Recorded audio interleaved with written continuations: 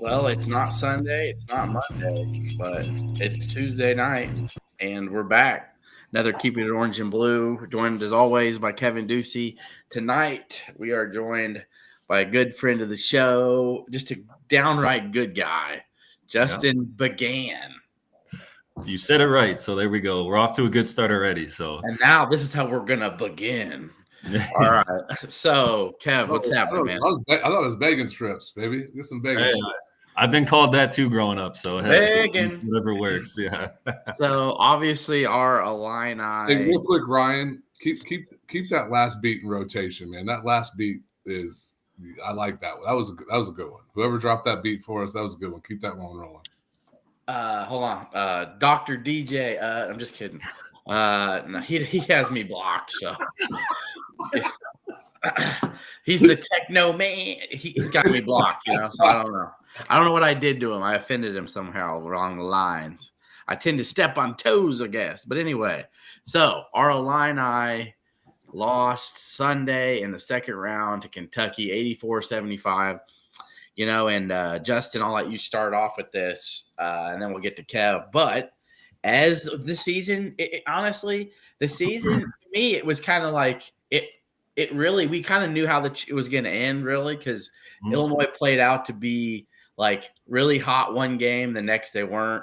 Really good one game, the next they weren't. Not necessarily saying they didn't string a couple 2-3 game stretches together, but you just kind of saw it coming. Like if you weren't making shots, they weren't going to win. So it is disheartening as the shots not falling, though, for me, Justin. It was the turnovers that really didn't give yourself a chance, Yep. I think it's just that's really, to me, what ended the season was turnovers. But you know what? That was the story all season long Illinois had a problem with. Yep. So what was your take of how the season ended and just the way it ended as well? I mean, obviously, anytime you lose, it doesn't feel good, right? Like you always want to win and win a national championship, but only one team can do that. So I think sometimes as fans, we overreact with our emotions a lot, obviously, and we need to kind of take a step back sometimes, I think, and look at the whole context of the whole season. This was one of the youngest rosters in college basketball, right? If not the youngest. So, and then coming off of an Elite Eight last year. So I don't want to say they had unfair expectations, but I think us as fans were like, okay, yeah, we got Riley, we got KJ. We're going to go Elite Eight, possibly Final Four. So I think looking at it through that scope and that lens, it gave me some ease thinking like, okay, I think losing second weekend with the young roster, it's okay. I think. I mean, Brad's building something here. Making 6 straight years NCAA tournament. It's really hard to get to the Final Four and to the championship. You need to be really, really good, and also have some luck probably as well in that. So I wasn't disappointed with how the season ended. I kind of was a little disappointed with how they played, and you touched on that with the turnovers, things like that. I thought coming off of the Xavier game, they played really, really well. And then they needed to start that game strong, which they did not. And then coming out the second half, they laid an egg again. So it was very tough to get back into that game, even though they tried at times. And it seems like every time we play somebody, they have somebody that goes off from three. And Kobe Brea was just lights out for Kentucky. And he made it really, really tough on us to even get over that hump to get back into it. So I'm okay with that one, though, Justin, in that I'm of the belief that Kobe Brea is the best shooter in the country. Oh, yeah, for sure. I think he shot 50% plus last year at Dayton. My biggest qualm with him when I watched Dayton play last year is he didn't shoot enough. I think if you shoot that high of a percentage, you're not shooting enough. I think the hard part for me, and I'm with you, we were the 6 seed, they were the 3 seed. We were a preseason around 25, 26 by all the metrics, and that's basically where we finished the season. And this was a very young roster. I think that the couple challenges that I had coming into it is I don't know. And Justin, we argued about this a little bit on Twitter, exactly when Kasparis was thought to be a one and done. And you're probably right. I didn't recall initially when we got him that we were one and done. And so I remember Ryan and I specifically talking on the show in July, maybe before that, of hey, like this team was really built for 25, 26. And it still can be, so that leaves a glimmer of hope. The sad part about this is that we didn't go out playing our best basketball. I said it for a while. Two things that Illinois has to do. We have to do 2 or 3 well. We have to rebound well, we have to shoot 3 well, or we have to win the tournament. Do 2 or 3 well, and you can win. 2 or 3 well against Xavier, we won the ball game. We turned the ball over too much. Against Kentucky, we did 1 of 3 well. We rebounded okay. And I think that game shined a light where Illinois had a problem with it all season, is we are simply not athletic enough, right, to be able to overcome those issues. And Kentucky kind of punked us a little bit. They're not a great defensive team. I thought we should have tried to get to the hole more. But at the same time, we've seen now for a month what Kylan Boswell can be, and that leads a lot. Played his best basketball at the end of the year, without a question, and finally had some positive regression from the 3-point line. He was close to a 40% shooter his 2 years at Arizona. Him shooting in the 20% here made no sense. So I think Brad's got a clear thing, is like get a little bit more physical, get a little bit more athletic, keep the core 4 if you can. Get a little older. Yeah. The core 4, in my opinion, Tommy, Merez, Trey, and Kylan, not necessarily in that order of importance, but close to it. So that's where I know that some people probably have Trey 4th on the list. That's fine. I'd really like to keep him because he does have some toughness. He does have some athleticism that the team needs. And so, all in all, I'd probably grade the season a B-, maybe a C. Yeah. Like they were about expectations. They just couldn't get any consistency. And frankly, I think I've heard through the grapevine, I know you guys have heard it too, that Kasparis probably needs something done on his left arm. I heard through the rumor mill that his agent was like, shut it down and just get ready for the draft. You've shown college, you've done enough in college already, but the kid wanted to play. I guess he was really distraught over it. And now we can be excited. We got another Illini in the NBA. And I'll get to that a little bit more in final thoughts. So. Yeah. And good. And I want you to think about that, Justin. I do have a final thought. I know you'll have plenty to think about, but instead of me going on now about my thoughts on how Will Riley and KJ, we'll save them for the end. But definitely, I appreciate KJ, I think, more than you see through the Twitter circles and social media. Man, I think he just takes a beating. I know he had a lot of turnover issues, but I think there's a lot that plays into that too. And he's also 18 years old still. Right. So anyway, but yeah, I would agree with that with a B. I would give him maybe a solid B. And I think I can't go less than that because, I think if we went roster construction, I'd say C+. But I think for how the roster performed, considering its youth, and and it taking a while for Kylan and Trey to maybe take some leadership. And but I mean, like, more in the sense of once you got your roster, it is what it is. But how did the season play out with that young roster? I would say I'd give it a B. If they return, say, 5 or 6 of this current roster, does that change your perspective on it? Because I think the notion was all year that this whole roster is going to get turned over. Everybody's leaving. So I never believed that, though, Justin. Right. No, but I think if you can build off of what they did this year, if you can return, even 4 or 5 of these guys, I think that's huge. Just because that's experience right there. The 2-year plan. Yeah, and as you know, you listen every week, and we appreciate you for that because that is something that not everybody does. We have close friends that I could ask what I said last week or 2 weeks ago, and they couldn't tell you. So I appreciate that, Justin. Yeah. But I would say that with the 2-year plan, I've always taken and thought that was the big picture. It wasn't, well, what can they do in year 1 with this, and it wasn't even KJ and Will possibly part of the 2-year plan. Riley was always possible, but I thought KJ was always going to go. I mean, if he hasn't left the top 10 of a lottery, of the projections all year, and so even if he drops into 12 to 15-ish, he's still leaving. He's not going to turn down $20 million, $5 million a year contract. So, I would think that if that all stays into play, 4 or 5 guys come back.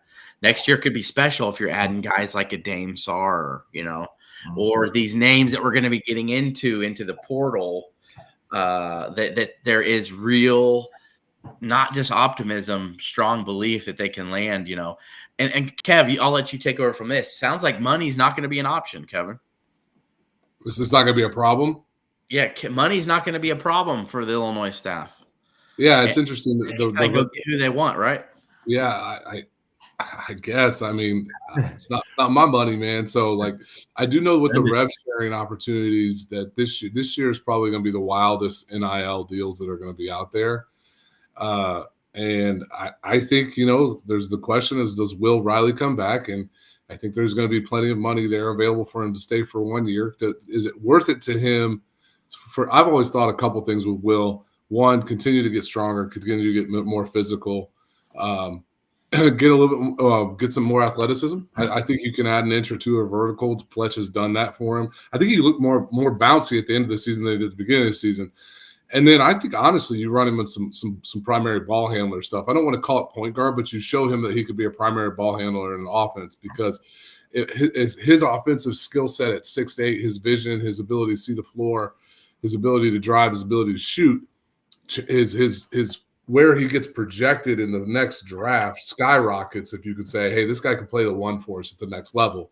And that's where I think Will could stay. And like I said, they get the rev share money coming in. And this is the best time in the world. Illinois got a GM now because there's going to be a lot of, this has to go there to keep this guy or that guy or this guy. And how are we going to navigate that? And I think that's a skill set that I don't want to say is outside of Underwood's strengths, but that's not typically a college basketball coach's responsibility. At least it hasn't been until the last 3-4 years. So it'll be interesting. Like I said, I want to keep the core five. I'd love to keep Will Riley for another year. I want KJ to go. Yes. I mean, you just flat out say there's your starting five, and you go from there, and you work in additional pieces potentially. So, but I mean, here's the thing though, with Dame Sarr pretty much done coming, and I'm not trying to jinx it, but if the people you talk to and know would say the same thing to you, Kev. Yes. So Dame Sarr is not coming in to sit on the bench.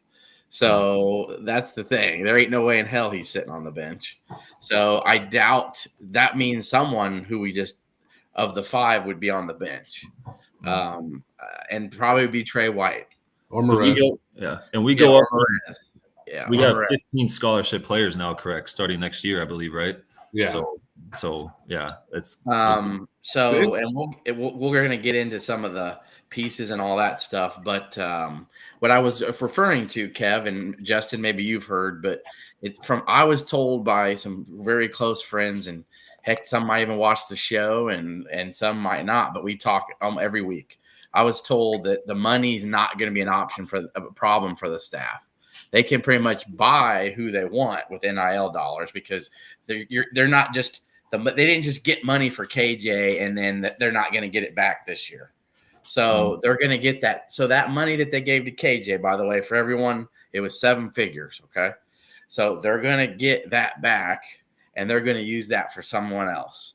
Okay. And they've gotten more to pay Morez, and Tomislav got a nice chunk, and they'll be paying Dame Sarr. Like there's money there.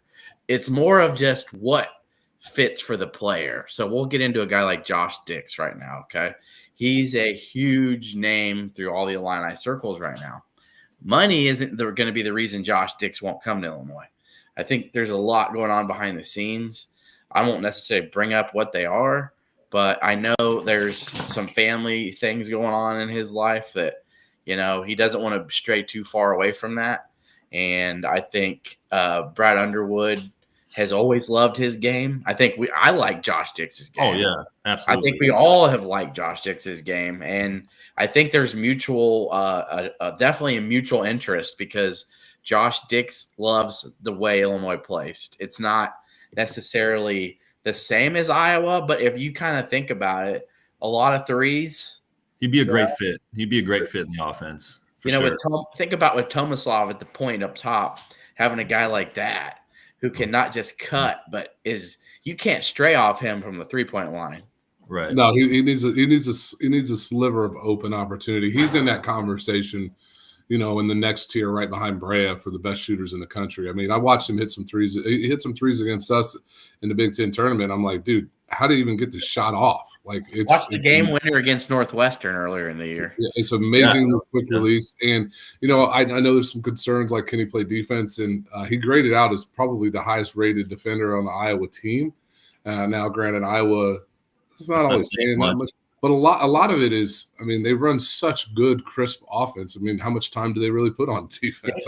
Dix is an underrated athlete too. I think he's. Oh yeah, he's got a little bounce in him. Yep. There's no way. I can tell you this: Illinois players had a trouble staying in front of him. I can tell you that. Mm-hmm. I'm not necessarily saying, oh, well, what does that mean? Well, that means he's either at least athletic enough to get by Trey White or Kylan Boswell. So the athletic part isn't going to be a reason you say no to him. I think he's definitely a plus. And it sounds like, Kev, I saw our good friend Kedrick Prince reporting that Price Sanford is a name that Illinois is interested in. And you look at his efficiency metrics compared to his brother, it's actually better. Yeah, he's it was a really high percentage from two. At the same point in their careers, by the way. Really high percentage from two. Peyton Sanford can get to the rim. He's got a little bit more physicality. He's got some. I think he'd be a great role player off the bench. Phenomenal. Yeah, and that could be a replacement for a Jake Davis type situation too. You say, oh well, what does he do? Okay, good rebounder, 6'7", 215, she's 40% from deep. He's definitely a hustle guy. He's going to give you everything he's got. Got some toughness, got some edge to him. Yeah. So and know that the ball doesn't stop with just the Iowa guys. But I'm just throwing a couple names out here for you guys for So Josh Dix would be an impact starter, and then the Price Sanford would be you need another wing shooter off the bench to help. So, and it sounds like Justin, they need a big stretch, maybe 4 to 5 to back up possibly Tommy and Tommy and Merez. We got to have the brother connection here, possibly. I know that's been rumored as well, but that might just be rumors on Twitter. Who knows? Big Z. That would be something though to have two. Oh my goodness. Yeah, it would be plus Morez. That would be something, but at least we know that Big Z would not be really fulfilling the Merez spot because Merez is that you need that beef and the rebounding. Yeah. I would say, man, you put Tommy and Big Z there. Good luck. You're going to be stretching the floor. I can tell you that. Yeah. Maybe some shot blocking prowess, but not necessarily superb rebounding prowess. Mm-hmm. But. So I think having a veteran guard, though, to me, because to replace. We definitely need a veteran guard. You just need one because Kylan's not going to be able to handle it all. And let's say Will Riley comes back. Great. Okay. Well, you still need another ball handler. Mm-hmm. You're going to need someone to spell in there. And I'm not talking about spell like how Dre Gibbs Lawhorn was spelling the last 3 weeks of the year. Yeah. You're going to need a guy who's really going to play 15, 20 minutes a game. I just want someone tough. Like he doesn't have to necessarily score 20 points a game. Just a grinder, someone that's maybe tough. A Justin Harmon type. Yeah, something like that. I mean, that can get in there and just grind it out and help the rest of the team out. So, but we'll see. There's 30 days left of this portal stuff, so it's a long season. So it's fun though. It is. I remember. I just remember a couple years ago I was at Disney World. Remember the Ray J. Dennis stuff? Oh my God. Yeah. Every day the Ray J. Dennis stuff. And then the Trilly got involved in it. And I remember being at Disney thinking, Kev, and you know how hectic that can be. And then people are like messaging me like, why aren't you answering? Trilly says Ray J's not an option anymore. And I'm like, I don't care what Trilly says. Like, actually it is. He is still an option. And then he committed to Brad, and then it ends up, he wasn't going to Utah. He was going. It's wild. Yeah. I love what Illini guy 7921 said. Andres Feliz clone. Yeah, love something like that. Absolutely. Yeah. Yep. No way Somerville and Merez Johnson are playing together. They don't get along. Ain't no love lost there. No. Yeah, I'm sorry. I'm not making Merez mad and saying, we're going to bring in a clone of you who's probably a little, maybe a lot less. Come on. Come on. Okay. Yeah, I would say, sometimes out of 10 overrated. Okay, I'd say a clone with like a little less power level. Would you take Ben back? Or if Kev would, man. I know Kev would. I know his thoughts on that, but I mean, I take him as the 8th man. Yeah. You know, like here, this is just such a different portal season than we've seen the last 2 years, right? You know, a couple of years ago, we bring in Matt Meyer, and then we bring in the freshman class, and this is the portal season is going to be much more like going into 2020, 2021, where it was Brad's best job that year was keeping Kofi and Io, right? Yeah. And Brad's best job right now is going to be able to keep the core 4 guys, in my opinion. And I'm going to keep saying 4. I know a lot of Illini fans keep leaving Trey out, but I think Trey is such we lack a little bit of toughness. We lack a little bit of athleticism. He has both. He's also, we've seen it so often, he's a guy we don't have to run any offense through that all of a sudden can jump up and have 20 points, and you haven't run a single play for the guy. And I think that there's value in that, right? And there's in his 3-point shot, while it eluded him against Kentucky, has been decent. So like that's the thing. Keep the 4 guys. Do what you can to get Will Riley back, and everything after that is. But now you're just filling holes, right? You got Wagler, you got Lee coming in. Both guys can come in and play a little bit. We haven't even mentioned them. It's kind of interesting.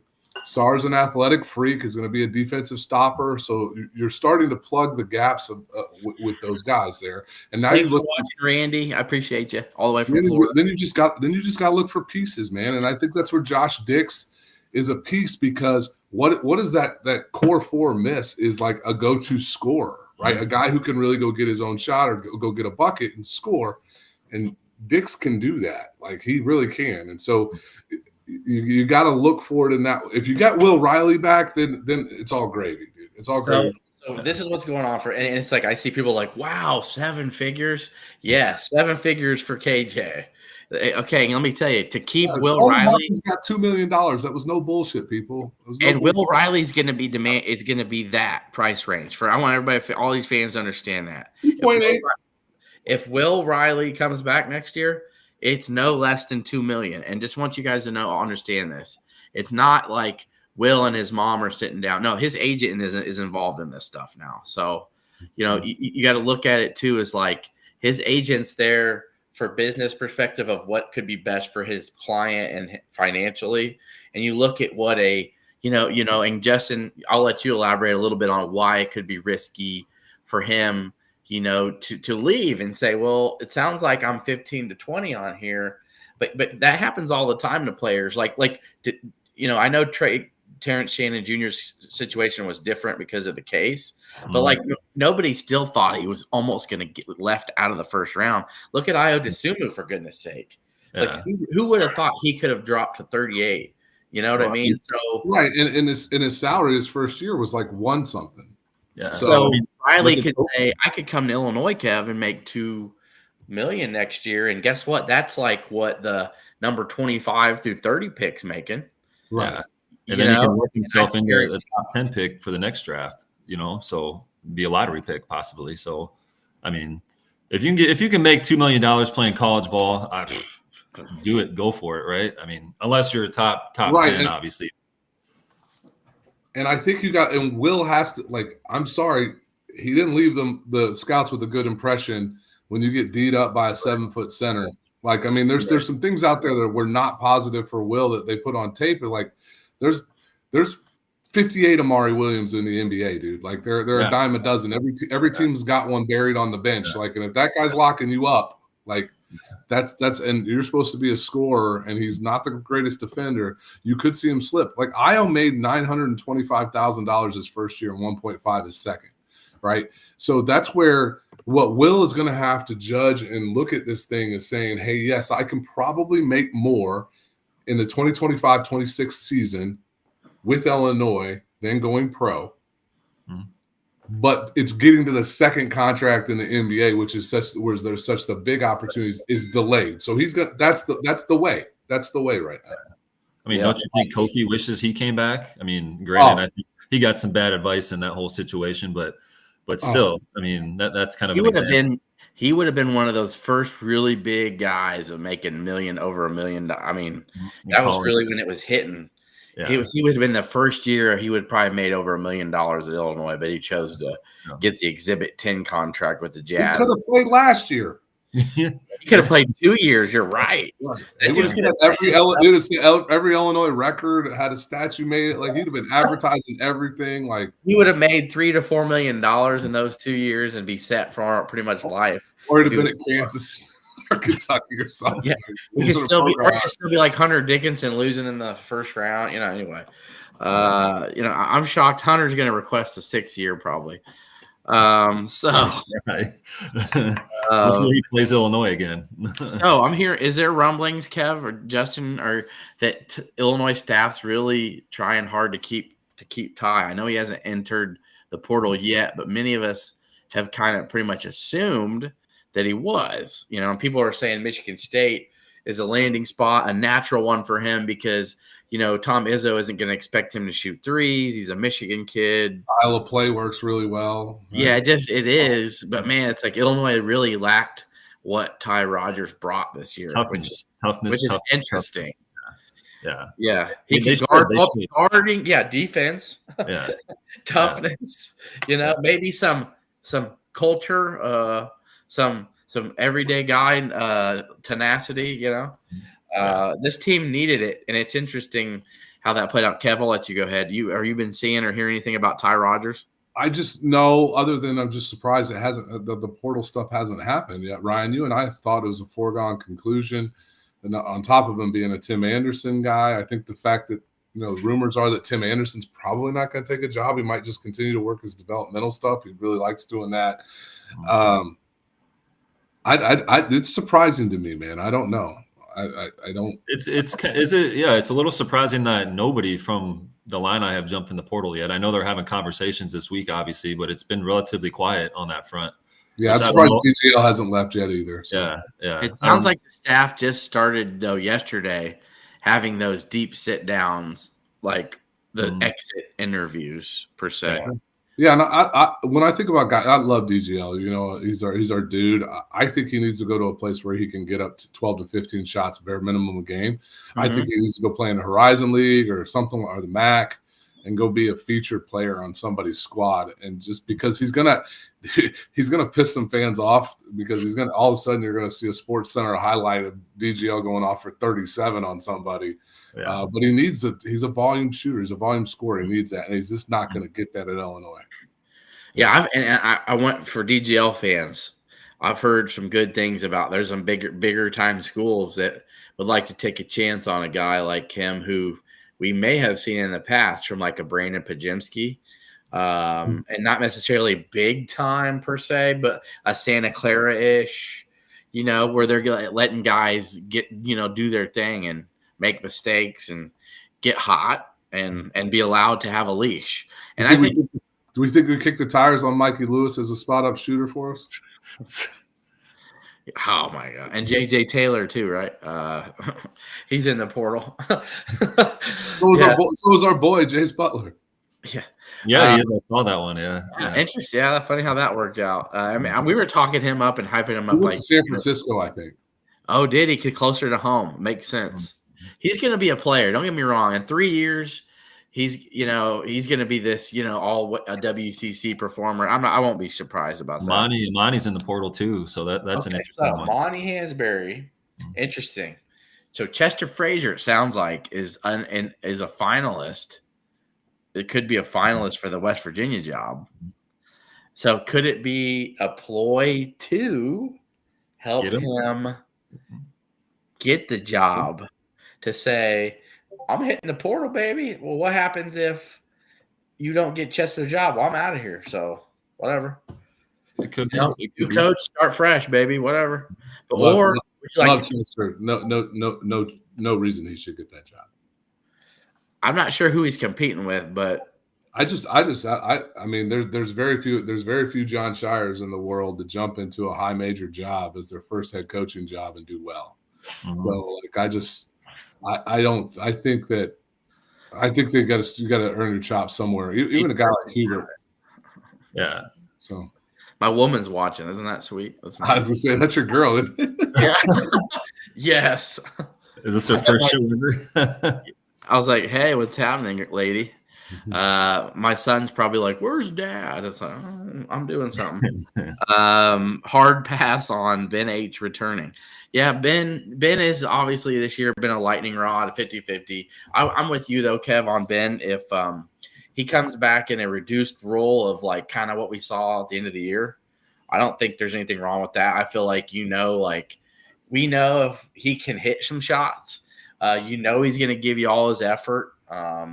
He had 7 boards Sunday. Not a terrible rebounder at the end of the year. I kind of like seeing that from him. He was really tough, on the boards. The last few games, he's been tough down there on the boards, I thought. I mean, even back to the Big Ten tournament, he was playing some tough ball down there. So, yeah, he had some offensive stuff against Xavier that was like, woo. Yeah, well, yeah. I mean, we won't talk about that, but I mean, but here's the thing: we don't need our bench. We need a little more athletic. So listen about this: Ben Hummerkaus, Jake Davis, Price Samford. We got to have some. We need some athletes. Maybe not all Caucasian. I mean, you need more Ty Rogers. You need more Ty Rogers than yes. We need more Ty Rogers, less. What's the best way? Yeah. Anyway, I think I said that. Not necessarily Caucasian is a bad thing, but more lift, just some more there. So anyway, but yeah, I think a couple's fine. Now, here's one interesting. I don't hear a lot or see a lot. Do you think Jason Jackstis could be a guy that could be a sneaky? I've heard good things about him. I think so. Brad talked highly of him, down the stretch there. So, and the work that he could be a guy giving you 5-10 strong minutes a game next year, where you're like, dude, and he looks kind of beefy. I saw his arms. He's been putting money on. I'm looking forward to seeing his at the start of next year from Fletcher, those picks from when he first came to next. I guarantee you it's going to be pretty staggering. Well, he put his stuff out there where he's been since he's been here already, and it's pretty staggering. I thought he was. How tall is he? I thought he's more like a 6'9", 6'10" guy. He's close. He's 6'10", 6'11". Yeah. Yeah. He's got some good skills. He's got some good feet. Like I remember watching his highlights. I think he's a guy who likes being at Illinois, and I don't think he's gonna be what's it? Brandon Lieb. Brandon Lieb. Yes, I don't think he's gonna be a Lieb type where you're like, man, hey, we're gonna keep him on this bench, man. We're gonna keep putting the pounds on him over a couple of years, and he's gonna be something, And then he gets in there, and he's still like, man, he's getting thrown around like, a rag doll. I am happy that he got his chance to play at Illinois State. Sad about his finger, but I am happy that he got a chance to go and play somewhere else and get to live that out a little bit. And I was watching a ACC. It might have been a tournament. Richard Pitino took the Xavier job. Yeah. And it sounds like Kevin Willard might take the Nova job because he's been very non-committal. They should hire Chris Collins. And Kevin Willard probably wants to leave because I'm sorry, that Maryland roster coming back next year is booty. Didn't Chris Collins just sign an extension with Northwestern? He might have, but if I was Nova, that's a guy I would rather have. Yeah. So yeah, it's well, the transfer portal might be able to help him a little bit. Speaking on coaches, do you expect any changes to our coaching staff? Well, we got a Phil Anderson spot. Well, yes, and it sounds like I've heard that Zach Hamer, I don't know, might be transitioning somewhere. I don't know. We'll see. Let's hope so. Or booting, or getting the boot. I don't know about the transition, but it sounds like Tyler Underwood's spot safe next to Dad. Yeah. I'm okay with that. I don't think. Okay, I'll be honest. I don't talk to Tyler Under anymore, but Tyler has always been good to me. I've never bugged him I don't really message him anymore. But in the past, before he got his role, I would message him and he would always respond to me, and he was always respectful. So I don't have any problems with Ty. I think that people don't like that, he's their offensive coordinator, whatever. The Illinois' offense really wasn't a problem this year, making the problem last year either. Yeah. So I don't have a problem with that per se. But yes, they have to have a third assistant that not just can recruit X's and O's will help a little bit, but just someone with experience like Quay Jones to me just can't be at this big school like Illinois, this thriving thing that's going up. Who's the guy they talk a lot about? Yaklich? Yeah, Luke Yaklich is a name you're hearing a lot of. Former Michigan. John Beeline assistant who was took the UIC job, coached there for 2 or 3 years. They were decent with him, just could never really win the Horizon League. So he eventually got fired because that's just kind of how it works. He was a high school coach too in Illinois, right? Didn't he win a couple state championships or something like that? I believe so. He's got Illinois ties, but that Beeline system, he's really good schematics wise.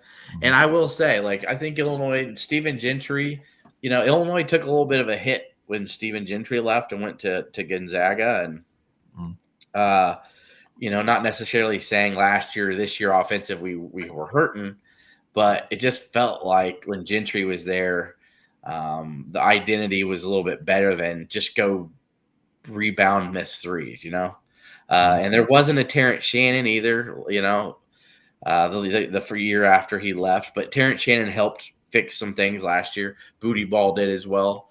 But yeah, definitely need a third assistant. Don't have any names for that yet, but I definitely know Quay Jones is not going to be the third assistant. So no, I think the Yaklich would be a good hire. Anybody in the John Beeline trio from a. Isn't there? What about the guy from Michigan? Is it Boynton or he coached with Brad? Mike. Mike Boynton, the former Oklahoma State head coach. Hell of a recruiter.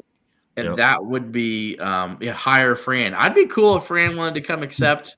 My boy Mike Kegley says this all the time. He's like, he says for my Illini guys, he's like, hire Brad Underwood, Bruce Weber to be your defensive coordinator and Fran to be your offensive coordinator, and just let Antigua recruit his ass off. And I'm like, you know what? That would probably work really, really well. I'd be down. We have all these studs from New York. These guys from all over the world, and Fran would just be like, all right, this is how we do it. We're gonna run out 5 out, and then Bruce Weber would be like, but you promised, and we'd be like, yes, he did, damn it. Well, Fran got hired. Penn took him. Fran McCaffrey took the Penn job. That's right. Oh, I didn't. That must be new. I didn't see that. I felt like that was coming. He's an East Coast guy. Yeah. He came from Siena, so it makes sense. And I guarantee you, dude, he's going to have Penn in the big dance in a few years. I think Fran's a great coach, man. I'm gonna miss his antics. I won't miss playing his Iowa teams. Maybe I will with Ben McCollum there and the grinding, teeth pulling style that they're going to play. But I have no idea what roster they're going to have because everybody's gone. I wonder how the mean mugging and face checking refs in the Ivy League is going to go. Just can you imagine that? You better solve that quadratic equation before you talk to me, boy. Schlag boy, I'm glad you like my Bruce Weber impression. I've kept it. I keep it up here and I mean that, you guys. It was senior year, Mike Davis, Tisdale senior night, Wisconsin at home. We lost the game, of course, and then we actually beat them in the Big Ten tournament in the first round right after that. But I remember it was deathly silent. Mm-hmm. And I remember there was free throws, right? So everybody was quiet. I was in C section, which is 200 now. I think Tisdale missed the first. Well, Mike Davis, I guess, didn't box out or block out or something. And Bruce Weber literally yelled for 16,000 people who were just, you promised me, Mike Davis. I was just like, what did he say? He said that you promised me, Mike Davis. And he didn't do what he promised him, damn it. Hold on, let me get some marker on my face. Yeah. Thank you. So as we get near it, we'll start final thoughts here in a minute. But before we do, so transition-wise, Jake Davis right now is 50-50. I guess he's been offered to come back. We don't know if he's going to accept or not. I think playing time's a little bit of an issue. We're expecting Dre Gibbs Lawhorn, and we understand why. I don't think his minutes are going to get better next year. Mm-hmm. Plus, mom, dad not happy, and he knows that he's got 2 years left. I do know that they were not happy with Ty Rodgers when he redshirted. Dre Gibbs Longhorn could have done that, but the staff assured him that he was going to get plenty of minutes this year, and we need you. So they basically said, please don't do that. We need you. And really, he could have probably saved himself a year. So I know the parents aren't very thrilled with that. Just get on Twitter. Yeah. Ben Gibbs, the father, stays behind the scenes, and I hear from people he talks to, he's not thrilled. And April, of course, will let you know what she thinks. So look at Dre's face. I mean, he's my dude. I'll be a fan of his wherever he goes. I think he's a great young man. I think he's got a lot of great basketball ahead of him, but it's just not a fit. Sometimes it's not a fit. Nope. He played his ass off. He did a lot of great things. Hey, you know what, though? We'll always have the Ohio State dunk, right? Absolutely. That was a sweet dunk. Hey, and him beating up on Eastern Illinois, going for career highs every year? I mean, or what about when Sincere left? We'll always have that dunk on Matthew Nicholson, right? Yep. You can't forget about the commercial he cut for you guys either, the promo. We'll be staying on the Keeping It Orange and Blue YouTube. By the way, people, please subscribe if you haven't already on the YouTube. We appreciate it. Hey, here's a quick bow to put on this season and wrap into next season, though, is I don't think we've talked enough about it. I know we've talked about it briefly. This team we keep the core 4, core 3, whatever it happens to be, but one of those guys is going to be Kylan Boswell. Is no matter what happens going into next year, we didn't have that this year. I think there was a lot of who's the leader, and we had a little bit of that 2 years ago too. Whose team is it?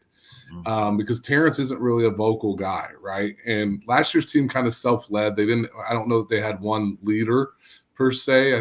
But they were all so old. It was okay. We go into next year. That's Kylan Boswell's team. He put a stamp on it, dude. Him and Tommy.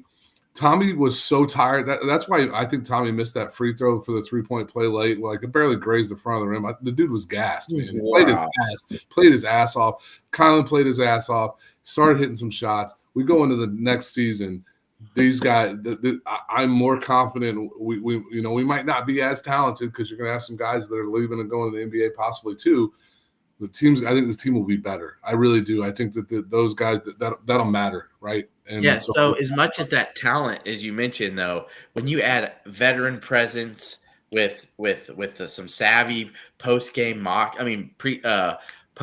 moxie, Riley and KJ didn't have that. It's and Kylan Boswell had 4 previous NCAA tournament games, 5 maybe. I think this was his 6th. But he's still young. I mean, he's still what is it? 20 or whatever. So I mean, it's I would expect him next year, like Kevin said, to be the leader for sure. But I don't want anybody to sleep on Dame Sarr. Dude's he's a superstar. So and what I love about it is it's not like he's gonna come in and man, we got to put on 25 pounds. Man, he's really he got to work on that. We got to work on that vert. You got to work on that jump shot, baby. Yeah, he is a defensive athletic freak. He wants to block every shot you take. He wants to D you up, and he wants to jam on you. And so that's what I love about it. He's an animal. I mean, there's an adjustment period there, though, I think, for especially the international guys coming over, and college officiating is not what it is over there, obviously, and dealing with that. I think we saw some of that with KJ this year as well. You're going to get called for some things that you probably don't get called for over there. So just adjusting to that is going to be not a challenge, but I mean, it's an early adjustment, which obviously he can handle. I want people thinking that we lose Will Riley and KJ, and there's not any the talent level just has gone. James Hart's a talented dude. He's going to be a first round draft pick in my if you look at all the mocks, he's a first rounder in the next year's class. So so we'll get to final thoughts here. Kev, I know you got yours. Justin, had you been thinking a little bit about what you want to? Yeah, I'll let you guys go first, and then I'll let Kev start. Kev, and then I'll go. I know he's got a big one, so we'll go for it.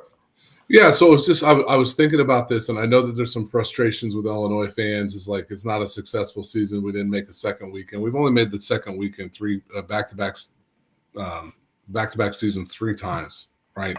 It's not something that happens in a lot of basketball that often. Lou Henson, who authored probably the second best season of our lifetime, was known as a guy who couldn't get it done in the tournament until he did. But the difference for me is I remember as a kid. So, I've always been a basketball fan. That you could turn on an NBA game and there's a chance you'd see an Illini playing. We had guys like Eddie Johnson, Derek Harper, Ken Norman, and then it, matriculated into Nick Anderson and Kendall Gill. And then there were some other guys, that got some cups of coffee there. But we went on a little bit of a dry spell after that 89 team before putting somebody really in the league that had any kind of sustainability to Darren Williams, right? Darren, Luther, D, James, all. But Luther had sustained a little bit. But for a while there was one guy, and then we had Myers. And so then for a while it was two guys. And right now we've got one because Io's out for the rest of the season on IR, and Terrence doesn't really see the floor. The exciting thing for us as Illinois fans, and you can be mad at KJ all you want. KJ being a one and done helps the stigma of this program, right? And if Will Riley happens to pull the trigger and go to the league, we'll have 4 Illini playing probably on a regular basis or on rosters next year. So the most we've had in a long time. And I think that Tommy he's showing up on draft boards probably about somewhere in the 60s. Right, probably not good enough for him to go pro, probably more lucrative for him to stay at Illinois at least another year. But that's an NBA prototypical center now that they're looking for with his ability to pass and shoot. And putting guys into the league has been the one hiccup that has kept this program from elevating to where we want to be from a recruiting standpoint and a portal standpoint, because it's changing now. As Brad Underwood's going to get a stigma now that he puts guys in the league. It's a really good thing. So be mad at KJ all you want for the turnovers, whatever. It's still one of the greatest freshman seasons anybody's ever had. He played half the season with a hurt hand when his agent was telling him, "No, man, wrap it up and go pro." And he was one of the most distraught guys in the locker room. You'd be frustrated with the guy that he didn't max out his talent his last half of the year here. That's fine. But give the guy some Illini love. We're putting him in the league. It's good for the program overall. We showed a lot of love to a lot of guys who didn't accomplish as much as he did in 1 year and what he will do for the program for the long term. So that's, I guess it's more of a KJ thing, but it's going to be nice to have guys in the league. That's cool for me. So as a guy who still likes the NBA, I know some people don't. So. And to me, just to piggyback on that. Oh, and one last thing. And BYU beat Wisconsin SDR. Think about this. A boy from a small town in Lithuania, yes, he got paid, but he came and made such an impact on the program that we all love so much. And he gave, if anybody questions how much of KJ he gave it all. So, and he took on a lot of responsibility. And statistically, he did have the best freshman season in the history of Illinois basketball. I want everybody to know that. Mm-hmm. I know that sucks for any narrative. I know it's going to suck, but he did. So there's that. And what does he win for that? Maybe nothing. But you can say who had the best freshman year ever. It is Illinois, and we can say that was Kasparis. So now I appreciate him more than probably a lot of people. So anyway, to my final thought, I'm going to translate it, and hopefully this isn't yours, Justin. I'm going to go shine the light on a Kendall Bostic and a Shauna Green and the women's program right now. It was going to be mine, but hey. It was? It was. But I'll come up with something different. Hey, you know what? They deserve it some. So yeah, for sure. So please piggyback on me. That's okay. So I say this, and I mean it. Kendall Bostic, they don't have many women's jerseys up in the rafters. I think Kendall Bostic deserves to go up there. When you look at her all time, like where she is on rebounds, it's pretty nuts. I think that if you're an all-time leader in a statistical category, you can go up there, right? I think so. But you know what? Terrence Shannon got a little bit of a fun little asterisk of like, well, we're making an exception. So if we – what – you're talking about St. Dominic Rosary. But if Kendall Bostic's, when you look at her numbers, like the most double-doubles in the history of Illinois women's program, the most rebounds, I think second most all-time rebounds, something like that. I know active leader in women's basketball, and not just what she did statistics-wise, but the fact that day in and day out, Justin and Kevin, she's battling women 5-6 inches bigger than her, 40 pounds heavier than her, and still coming back with double doubles, and doesn't do nothing but go down and play her ass off, and just do her thing. And so what her and this group of seniors, Adelia McKenzie, even though Mykyra Cook didn't get to finish it, Bryn Shoop Hill. Yes, Bryn Shoop Hill. Genesis Bryant. What they did, they all took maybe their roads didn't work out their first stop. We're going to go someplace where a lady believes in us and we want to turn that thing around. And they did that. And let me tell you, they were outmatched against Texas, but they battled their tails off. And they kept going and playing with six ladies out there against 10, 11 deep, made a nice little run at the end of the game there, battled UCLA and USC tough to end the year. And it's just so the women's program is just soaring, or is going to be nothing but I don't see them not being ranked for a long time. I think they're going to be really good. And Shauna Green was definitely the right hire for the job.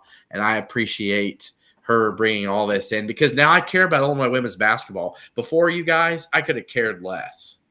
And now I actually enjoy watching it. I actually cared to watch. They're in the NCAA tournament. Hell yeah, I'm going to watch. And I actually teared up a little bit when I saw Kendall Bostic hugging Shauna Green, for the final time on the court. Because I was like, man, that lady right there, she gave her everything to the program. And so just the fact that she loves Illinois as much as we love Illinois, that's pretty special. So my salute to the women of Illini basketball. So I'll kind of piggyback off that a little bit and take it a step further. How lucky are we to have Josh Whitman as an athletic director? I mean, amen, dude. Amen. You talk about the football program is on the rise, women's basketball. Obviously, we know what Brad Underwood's doing with the men's basketball. And didn't we just have a wrestling champion or something too? Did I see that? Lucas Bird, 5'5" and his lady 6'3", baby. Yeah, Lucas Bird. What's up, Reese? Big Thirsty in the house. So, I mean, just what he's building here at the University of Illinois, I mean, it's special to have him. And I see St. Dominic Rosary's comment here on how longer he's going to give Brad. Well, if he feels he needs to make a move, he'll make a move, right? And I don't think making a move on Brad Underwood is the smart move right now. And so Josh, we're really lucky, and I feel like we will be in a national championship contention sooner than later with him. For hopefully men and women's and football. I mean, who knows? No interrupting final thoughts, SDR. That's not. They're gonna keep building this thing up. And kudos to Brad, a champagne toast, or to Josh, champagne toast, whatever you want to call it. So we're lucky to have him. That's right, a champagne toast all the way up from the Twin Cities. Yeah, she is the school's all-time leading rebounder by a couple hundred over Genesis. And the most double doubles. I think she's worthy to have her jersey up there. I think, people won't be like, what Kendall Bostic? What did she do? You're like, where should we start? So yeah, I think that was Josh Whitman's a home run, man. No doubt. So no doubt. Well, I think that's going to do it. Kev, you got anything else? I know you spent a little bit. Go ahead. From 2007 to 2020, Illinois made 4 tournaments and won 2 tournament games. From 2007 to 2020, we went to 4 tournaments and won 2 tournament games. From 2007 to 2020, 4 tournaments, 2 tournament games. Carry the one. Now we're in the tournament every year, and we win a tournament game every year. We can go back to John Gross if they want. I mean, I don't know what they expect, but yeah. You know what? As much as I feel for John, top 20 coach in college basketball, we're only 5 programs to win 20 games, 6 consecutive seasons. You're doing it with massive roster turnover in this new portal world. See, me and you, these 3, we get that, but then there's always gonna be that section of fan base that's like, yes, Brett Underwood raised the floor, but is he blah blah blah with the ceiling, all that, So I personally, I feel Brett Underwood's gonna take Illinois to Final Four before his time's up. I do. I truly believe it. It's not just me saying I really hope so. No, the core 4 becomes the core 5. You might see it next year. Yeah, I'm gonna be honest. I keep saying it. That continuity, man. We haven't had continuity. When was the last time we had continuity, man? Yeah. There was quite a bit last year, but you ran No, there wasn't. There was you ran into a buzzsaw at UConn. That should have been a Final Four team. I'll be honest. It could have been. We did get a break. We got Duquesne in the second round as opposed to BYU. We would have beat BYU. I'm really certain of that. If you get any other one seed in your bracket other than UConn, you could have been to a Final Four a year ago. Beating that healthy, tough Iowa State team was a hell of a win. Yeah. That was a tough. That was a team that beat Houston a couple times. You got to get some breaks, man. You got to make some breaks too. You got to be. NC State made their breaks last year, but it's coming. It's coming. Listen, man. Purdue's been to one Final Four in my lifetime that I have recollection of. Iowa's been to none. And Missouri's been to none. Wisconsin's been to what, 2? I'm gonna be honest. Dan Hurley, Brad Underwood, while he hasn't won 2 national championships, he's the complete opposite, character and human being. I can tell you that, dude. He's in trouble now too. Dan Hurley is just not what you want to lead your program, and I'm just keeping it real. He should have taken the Lakers job, but that's just my thought. What'd you say? He should have just taken the Lakers job, but that's my thought. I didn't see what he's in trouble for. I missed it.